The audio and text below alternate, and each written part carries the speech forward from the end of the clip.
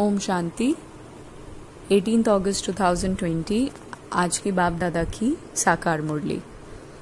बाप दादा बोले, मीठे बच्चे, अपनी सतो प्रधान तकदीर बनाने के लिए याद में रहने का खूब पुरुषार्थ करो।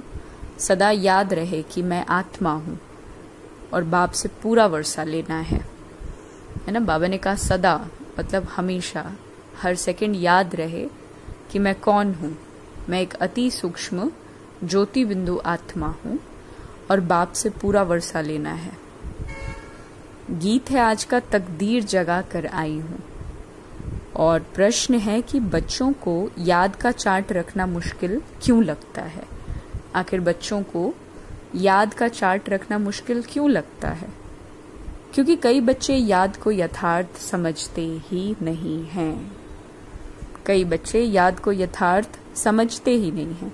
बैठते हैं याद में और बुद्धि बाहर भटकती रहती है, शांत नहीं होती। वो फिर वायुमंडल को खराब करते हैं। याद नहीं करते तो चार्ट फिर कैसे लिखेंगे? अगर कोई झूठ लिखते हैं तो बहुत दंड पड़ जाता है। सच्चे बाप को सच बताना पड़े। तो आज की बातचीत में बाप दादा बोले, रूहानी बच्चों को फिर भी रूहानी बाप रोज रोज समझाते हैं कि जितना हो सके देही अभिमानी बनो, अपने को आत्मा निश्चय करो और बाप को याद करो, क्योंकि तुम जानते हो हम उस बेहद के बाप से बेहद सुख की तकदीर बनाने के लिए आए हैं। तो जरूर बाप को याद करना पड़े ना। अब कोई साधारण ज्ञान तो ये है नहीं। वास्तव में माया पर जीत पाना कोई साधारण बात कभी हो ही नहीं सकती। तो बाबा कहता है कि पवित्र सतो प्रधान बनने बगैर सतो प्रधान तकदीर नहीं बना सकते। तो ये तो अच्छी रीति याद करो और मूल बात है ही एक। ये तो अपने पास लिख दो। वहां पर नाम लिखते हैं ना, कई टैटू बनाते हैं, तो तुम भी लिख दो कि हम आत्मा हैं और बेहद के बाप से हम वर्षा ले रहे हैं। क्योंकि माया भुला देती है, इसलिए लिखा हुआ होगा तो घड़ी घड़ी याद रहेगा। मनुष्य ओम का व कृष्ण आदि का चित्र भी लगाते हैं याद के लिए। तो ये तो नई याद है ना। ये सिर्फ बेहद का बाप ही समझाते हैं। इस समझने से तुम सौभाग्यशाली तो क्या पदम भाग्यशाली बनते हो। बाप को न जानने के कारण, याद न करने के कारण तुम कंगाल बन गए हो, है ना। हम सोचते हैं कि प्राप्तियों के ऊपर अटेंशन देंगे, यानी विनाशी प्राप्तियों के लक्ष्य के ऊपर अटेंशन देंगे कि वेट लूज करना है ना, या फिर अचीव करना है, रिजल्ट में टॉप करना है, जॉब में प्रमोशन लाना है, तो हम अपने लक्ष्य को पा लेंगे। लेकिन ऐसा है नहीं। कमजोरियों पर जीत पाएंगे तो ये चीजें 1+1 है, फ्री में प्राप्त हो जाएंगी। बाबा तो कहते हैं कि बाप को न जानने के कारण, याद न करने के कारण कंगाल बन गए हैं। एक ही बाप है जो सदैव के लिए जीवन को सुखी बनाने आए हैं। भल याद भी करते हैं परंतु जानते बिल्कुल नहीं हैं। विलायत वाले भी सर्वव्यापी कहना भारतवासियों से ही तो सीखे हैं ना। भारत गिरा है तो सब गिरे हैं। भारत ही रिस्पॉन्सिबल है अपने को गिराने और सबको गिराने के लिए। बाप कहते हैं मैं भी यहाँ ही आकर भारत को स्वर्ग यानी सचखंड बनाता हूँ। ऐसा स्वर्ग बनाने वाले की कितनी ग्लानि कर दी है ना। भूल गए हैं इसलिए लिखा हुआ है यदा यदा ही धर्मस्य। इनका तो कोई अर्थ भी नहीं जानते, है ना। इनका अर्थ तो बाप ही आकर समझाते हैं। बलिहारी एक बाप की ही है। अभी तुम जानते हो कि बाप आते हैं, जरूर शिव जयंती मनाते हैं, परंतु शिव जयंती का कदर बिल्कुल नहीं है। तो अभी तुम बच्चे समझते हो कि जरूर होकर गए हैं और जिसकी जयंती मनाई जाती है। अब किसी की जयंती तभी मनेगी ना जब वो प्रैक्टिकली हो करके गए हैं। सतयुगी आदि सनातन देवी देवता धर्म की स्थापना वही करते हैं। और सब जानते हैं कि हमारा धर्म तो फलाने ने फलाने समय पर स्थापन किया। उनके पहले है ही देवी देवता धर्म। उनको बिल्कुल ही नहीं जानते कि ये धर्म कहाँ गुम हो गया है ना। जो बिल्कुल मायाजीत थे, माया का दूर दूर तक कोई नाम ही नहीं था। जिस दुनिया के बादशाह थे उनका नाम ही नहीं है। सोचिए, अभी बाप आकर समझाते हैं और बाप ही सबसे ऊंच है और किसकी महिमा है नहीं। धर्म स्थापक की महिमा क्या होगी। बाप ही तो पावन दुनिया की स्थापना और पतित दुनिया का विनाश कराते हैं और तुमको माया पर जीत पहनाते हैं। तो ये बेहद की बात है। रावण का राज्य सारी बेहद की दुनिया पर है। हद के लंका आदि की कोई बात नहीं है। ये तो हार जीत की कहानी सारे भारत की ही है, बाकी तो बाई प्लॉट है। भारत में ही डबल सरताज और सिंगल ताज राजाएं बनते हैं, और जो भी बड़े बड़े बादशाह होकर गए, कोई पर भी लाइट का ताज होता ही नहीं सिवाय देवी देवता के। बाबा कहते हैं देवताएं तो फिर भी स्वर्ग के मालिक थे ना। अब शिव बाबा को तो कहा ही जाता है परमपिता पतित पावन, इनको लाइट कहाँ देंगे।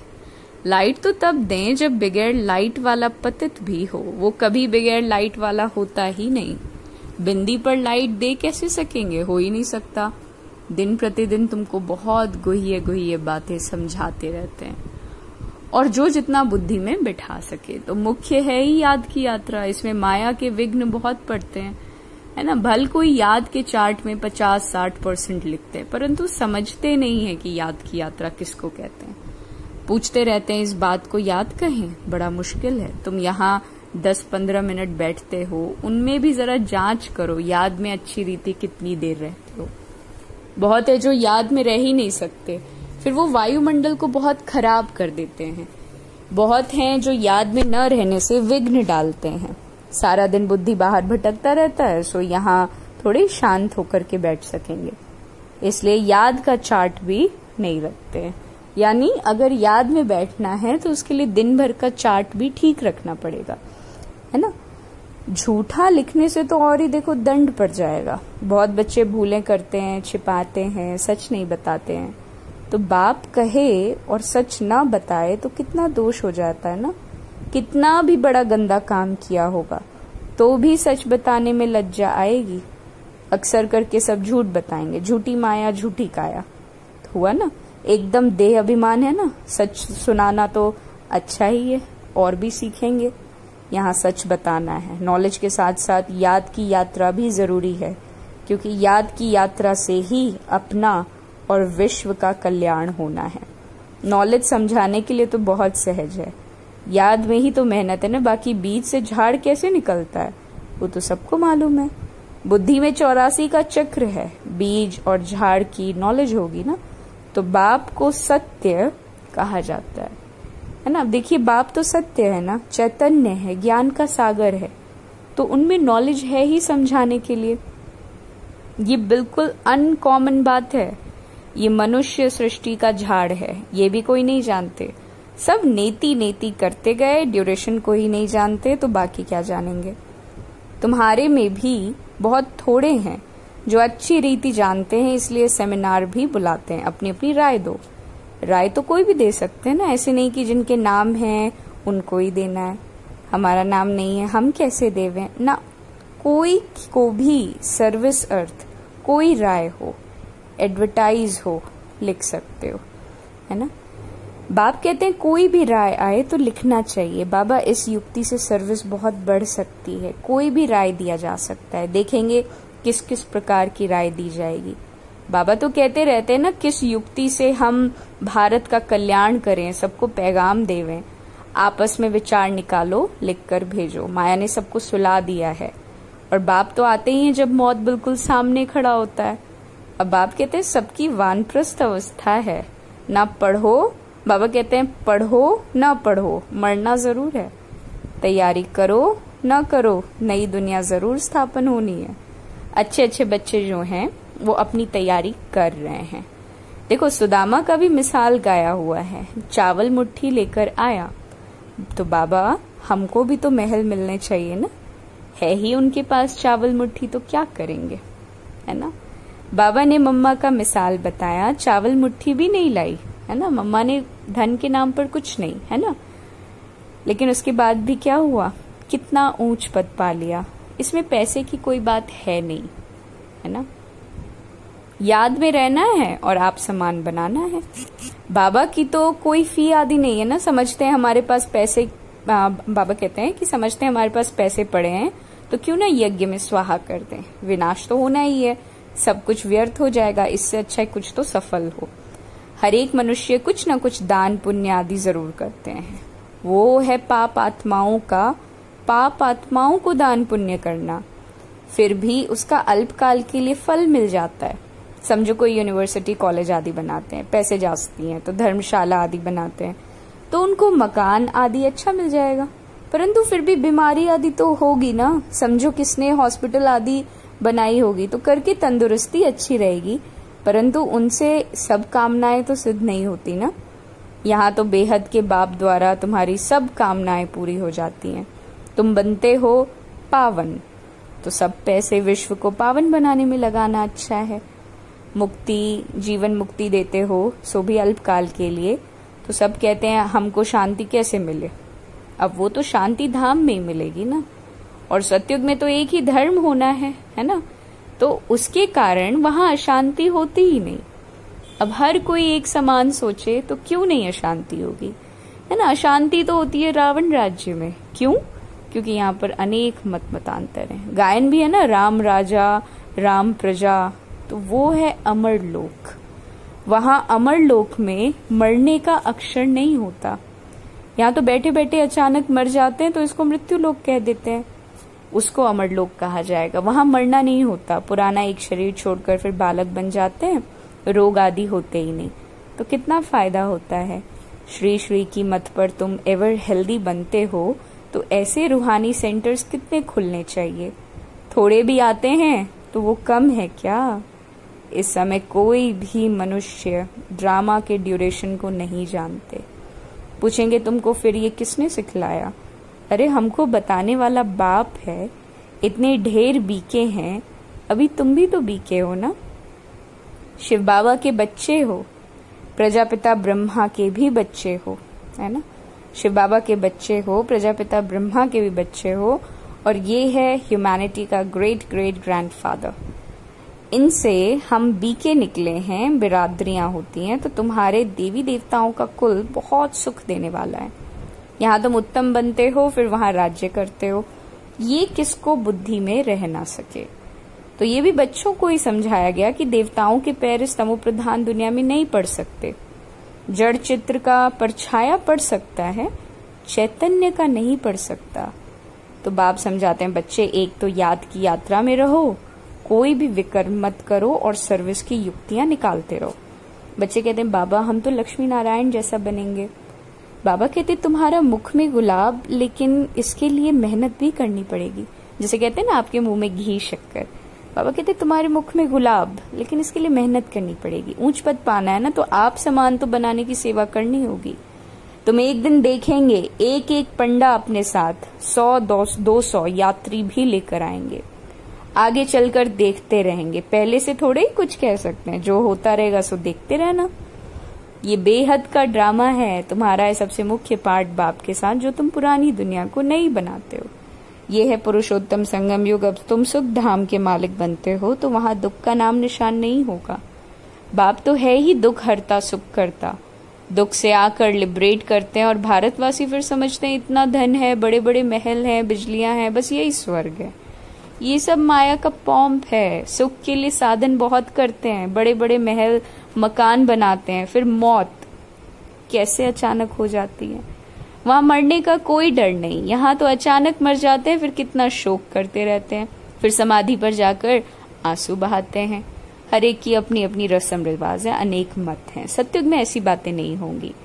वहां एक शरीर छोड़कर दूसरा लेते हैं तो तुम कितना सुख में जाते हो, उसके लिए कितना पुरुषार्थ करना चाहिए। कदम कदम पर मत लो, गुरु की व पति की मत लेते हैं, वह अपनी मत से चलना होता है। आसुरी मत क्या काम देंगी, आसुरी तरफ ही ढकेलेगी, है ना। तो अब तुमको मिलती है ईश्वरीय मत। ऊंचते ऊंचे इसलिए गाया हुआ है श्रीमत भगवान वाच। तुम बच्चे श्रीमत से सारे विश्व को हेवन बनाते हो, तो उस हेवन के तुम मालिक बनते हो, इसलिए तुम्हें हर कदम पर श्रीमत लेनी है। परंतु किसकी तकदीर में नहीं है तो फिर मत पर नहीं चलते। बाबा ने समझाया किसको भी अपना कुछ अक्ल हो, राय हो, तो बाबा को भेजे। बाबा जानते हैं कौन कौन राय देने के लायक है। नए नए बच्चे निकलते हैं ना, बाबा तो जानते हैं कौन कौन से बच्चे अच्छे अच्छे हैं। दुकानदारों को भी राय निकालनी चाहिए, ऐसे यत्न करें जो बाप का परिचय मिले। दुकान में भी सबको याद कराते रहो। भारत में जब सतयुग था, एक धर्म था, इसमें नाराज होने की कोई बात नहीं। सबका एक बाप है, वो बाप कहते हैं मामेकम याद करो, तो तुम्हारे विकर्म विनाश होंगे और स्वर्ग के मालिक बन जाएंगे। अच्छा, मीठे मीठे सिकिलदे बच्चों प्रति माता पिता बाप दादा का याद प्यार और गुड मॉर्निंग। रूहानी बाप की रूहानी बच्चों को नमस्ते।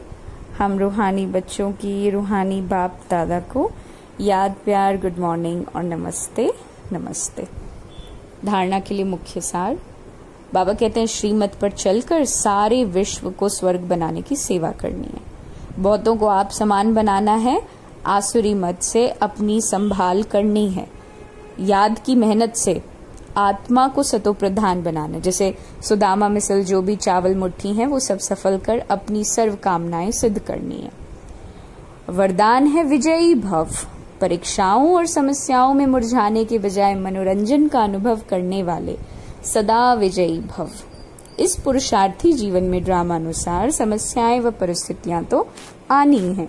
जन्म लेते ही आगे बढ़ने का लक्ष्य रखना, अर्थात परीक्षाओं और समस्याओं का आवाहन करना।